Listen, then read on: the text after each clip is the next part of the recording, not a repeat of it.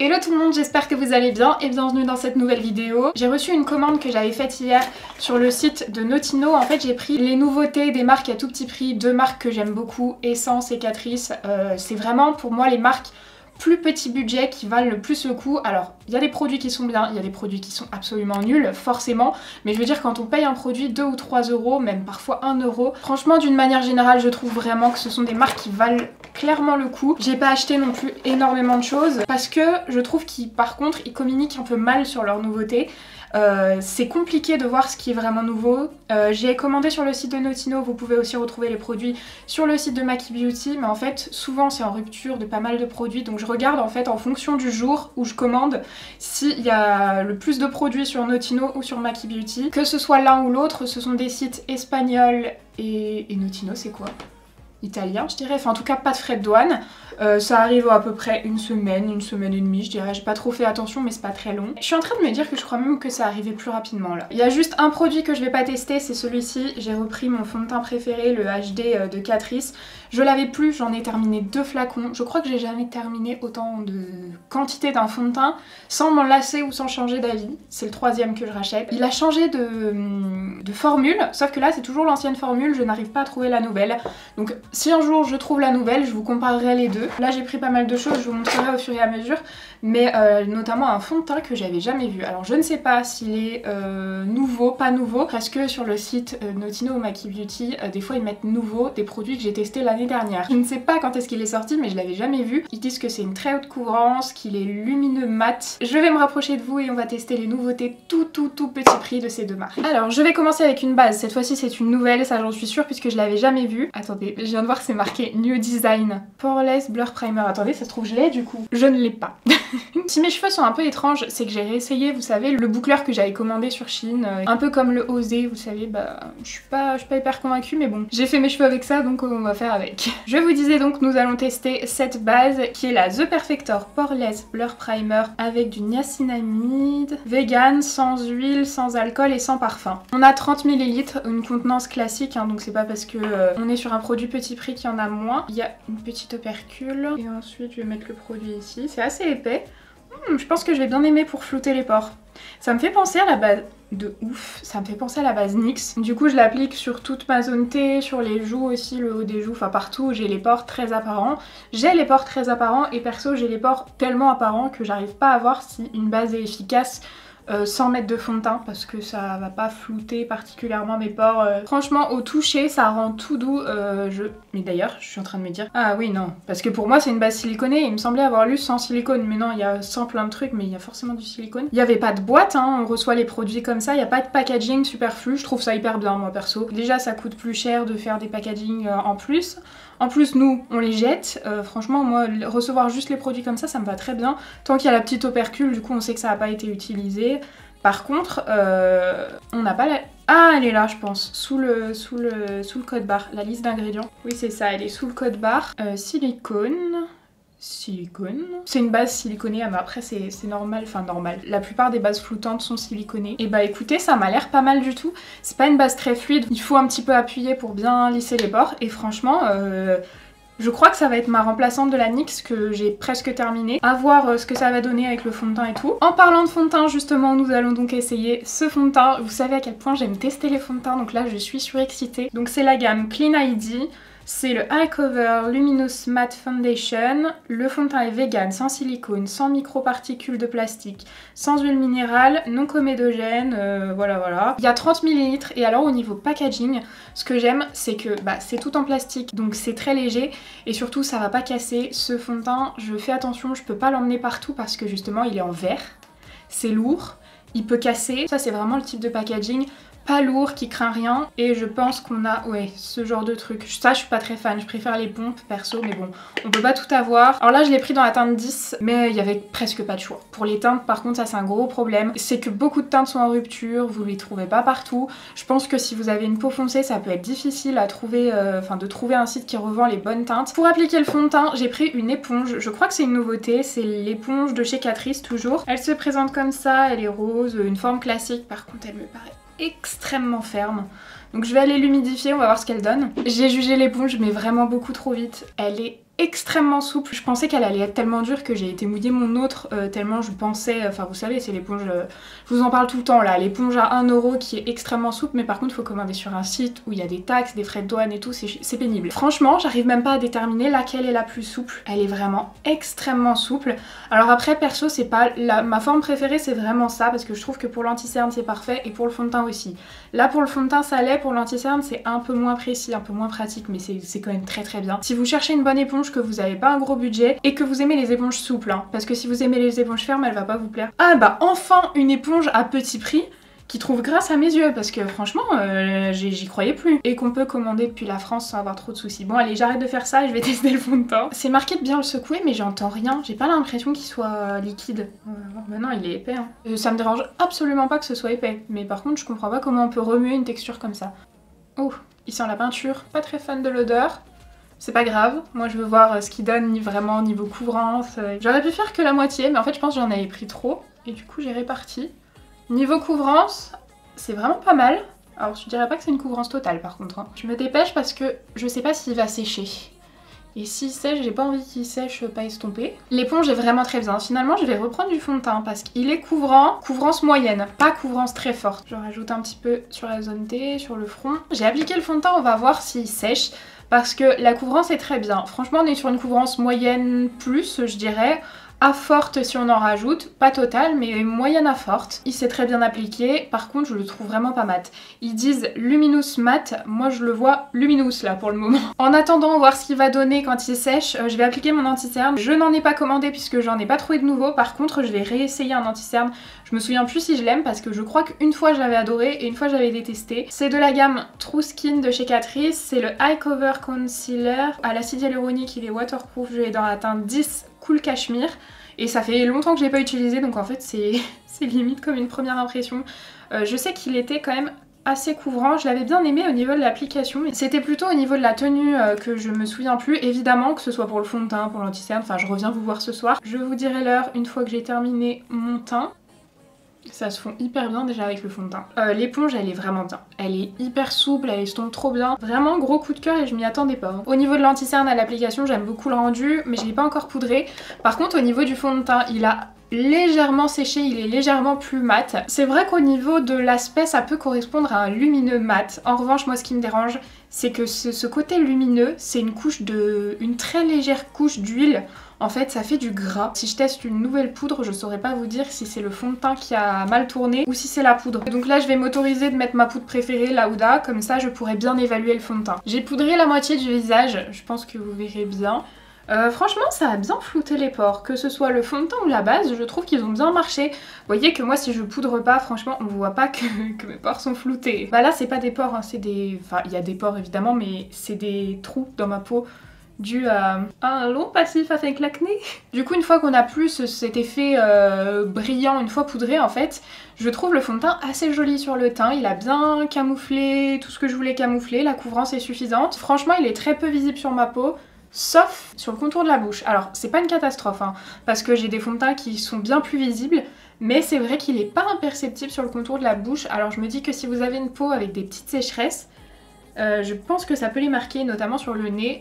J'avais 2-3 petites sécheresses sur le nez et ça les a un petit peu marquées. Et je pense même qu'avec un spray fixateur, ça peut vraiment s'améliorer. On va voir parce que justement j'ai un spray fixateur à tester. J'ai pas acheté de nouveau bronzer, ni de nouveau blush, ni de nouvel highlighter. Par contre, je vais utiliser pareil de la marque Catrice et Essence, des produits que j'avais déjà.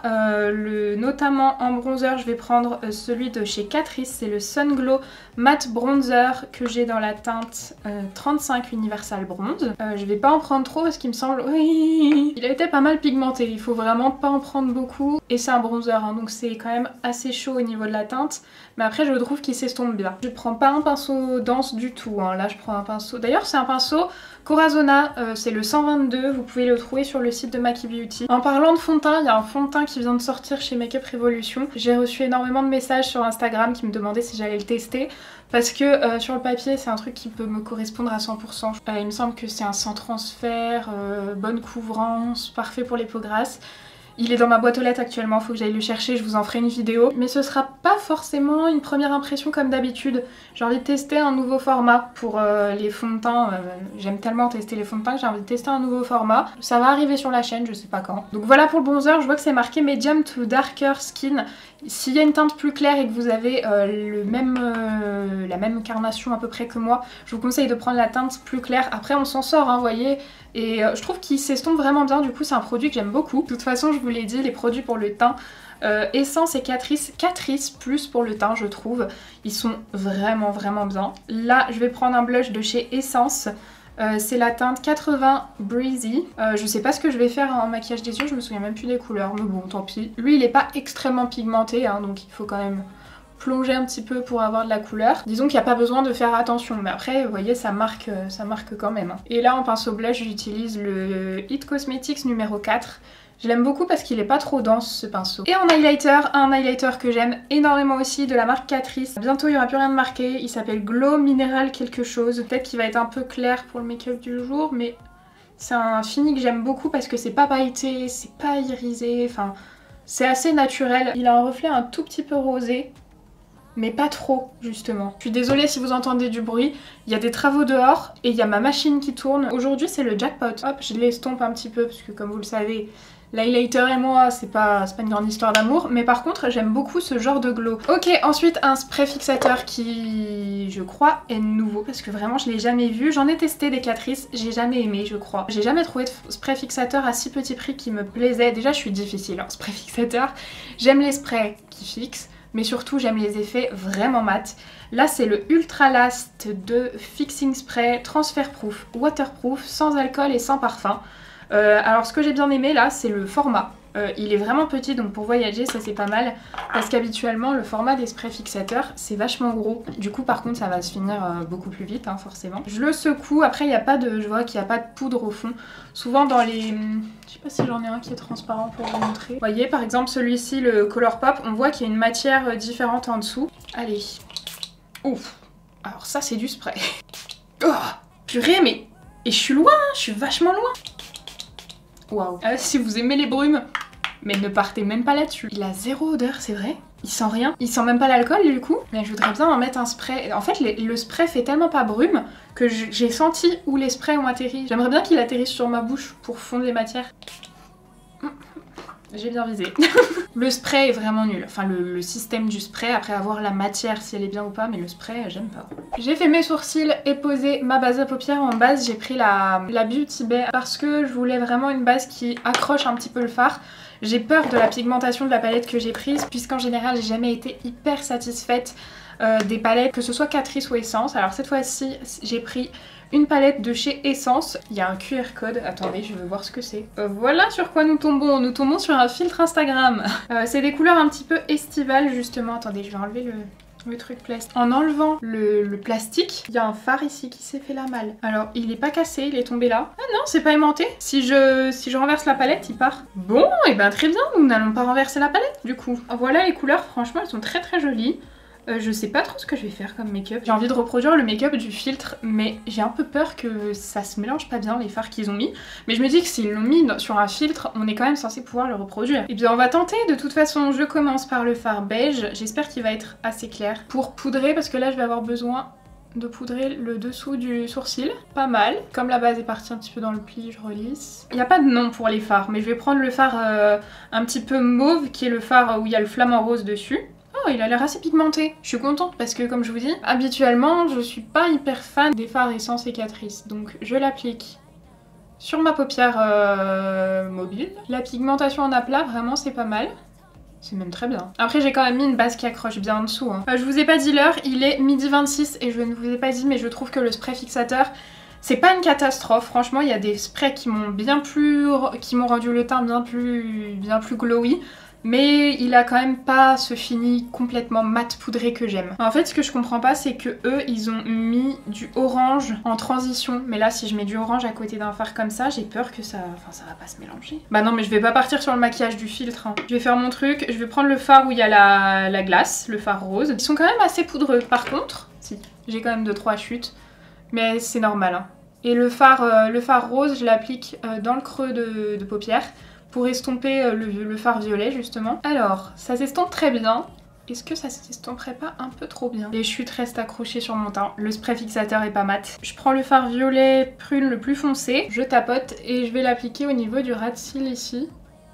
Alors du coup là c'est plus un violet qu'un mauve. Enfin il est beaucoup plus chaud. Et je l'applique aussi au niveau du ras de cils inférieur. Alors je suis en train de continuer mon trait, je sais pas, en fait je sais pas du tout ce que je suis en train de faire. Je suis en train un peu de fermer, j'ai continué le trait et j'ai fermé la forme. Bon, je dirais que pour le moment la pigmentation est bonne, pas excellente mais bonne. Je vais prendre le fard irisé, je sais pas s'il va être rose ou quoi, je vais voir. Je vais commencer par l'appliquer au niveau du coin externe. Il chute. Ah oui mais attendez, mais je l'ai entièrement... Alors ce fard il est entièrement sur mon teint là, il est pas du tout sur ma paupière. Je ne sais pas. Pourtant il se prélève bien sur le pinceau. Je pense qu'il faut l'appliquer au doigt, mais du coup c'est pénible ça. Oui, il est joli. Je le prélève au doigt et je vais le mettre juste ici, en coin externe. Ouais, au doigt il est vraiment beau. Par contre au pinceau il donne absolument rien. Mais au doigt il est crémeux et tout, c'est hyper agréable à travailler. Il s'estompe en 2 secondes. Alors là c'est une bonne nouvelle pour moi, je passe, ça l'enlève. C'est une bonne nouvelle parce que j'en avais mis trop, mais par contre on peut pas trop l'estomper. Si vous passez un pinceau, en fait tous les petites paillettes, enfin c'est pas trop des paillettes mais les reflets partent. Le fard s'en va en fait, je suis obligée d'en remettre. C'est dommage, il est beau, je suis déçue de l'application en fait. Je trouve que dans la palette par contre il manque un fard clair. Je vais vous faire quelques swatchs de fard que j'ai pas utilisé. Ouais, au doigt ils sont jolis, hein. Franchement pas mal du tout.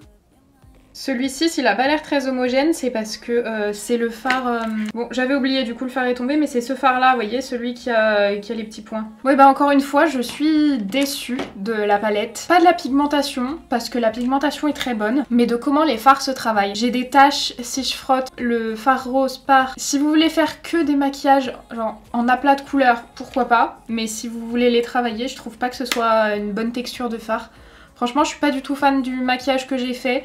Il y a des mélanges pas beaux, mais je peux pas les rattraper. Un peu déçue quand même. Je vais mettre par contre l'highlighter en coin interne pour apporter justement cet effet lumière que je cherchais et que je n'ai pas. Et vous voyez, limite, bah c'est pas limite, l'highlighter est plus lumineux que le fard lumineux que j'ai mis là. Au niveau du mascara, je vais tester le Glam & Doll Fall Lashes Mascara Waterproof. Je l'avais déjà essayé, mais je l'ai laissé un peu au fond de mon tiroir, donc à mon avis...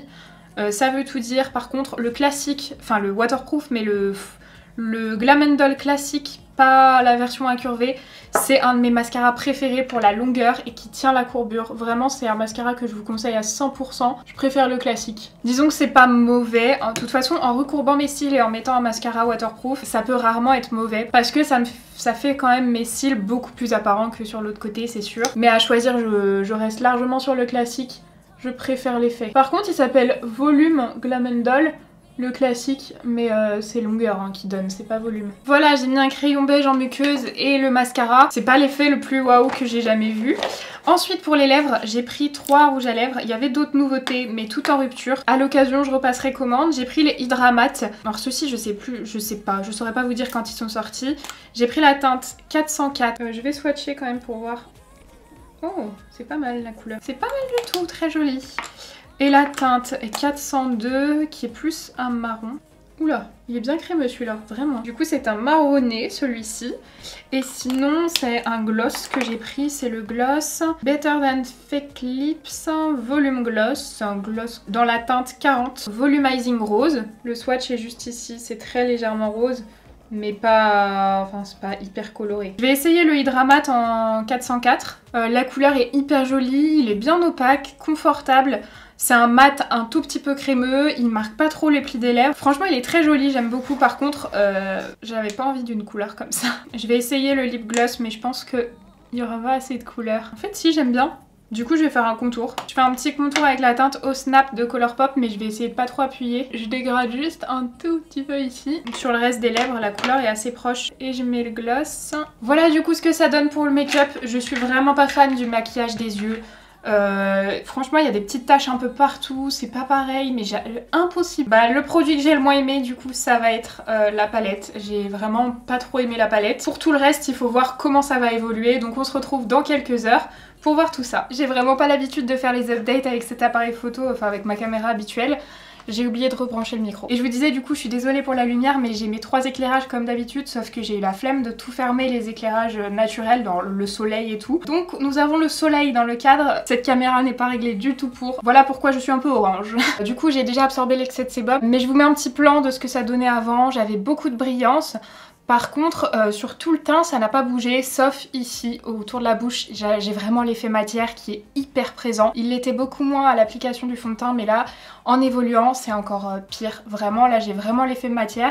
Mais par contre, je suis un peu déçue parce que sur le nez, il a pas bougé du tout, alors qu'en ce moment, tout bouge, et là, il a pas bougé. Je suis un peu déçue, parce que sur tout le reste du teint, il est quand même très joli. Et ensuite, au niveau de l'anti-cerne, et ben, il a filé très vite, et il a complètement filé. Je sais pas si ce sera visible si je vous fais comme ça. Mais oui, en tout cas, la tenue de l'anti-cerne aujourd'hui, c'est pas une grande réussite. Je réessayerai par contre le fond de teint avec d'autres bases et tout pour essayer et voir si sur le contour de la bouche, il n'y a pas moyen de faire mieux. Et je vous ai pas dit, mais j'ai changé de rouge à lèvres parce que je suis allée chercher mon colis qui était dans la boîte aux lettres. J'ai fait une commande sur Beauty Bay.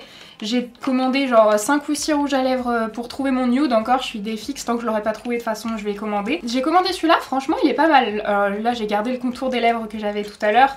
Mais c'était juste pour tester. Du coup c'est la marque Citizen Cosmetics et c'est le lip duo dans la teinte Barbados. J'en avais déjà un de trucs comme ça et justement c'est la teinte juste au-dessus que j'ai prise. Et vraiment pas mal, j'aime bien. Voilà, j'espère que la vidéo vous a plu. Si c'est le cas, n'hésitez pas à mettre un petit like et à vous abonner à la chaîne si c'est pas encore fait. Moi je vous fais plein de gros bisous et je vous dis à mercredi. Bye!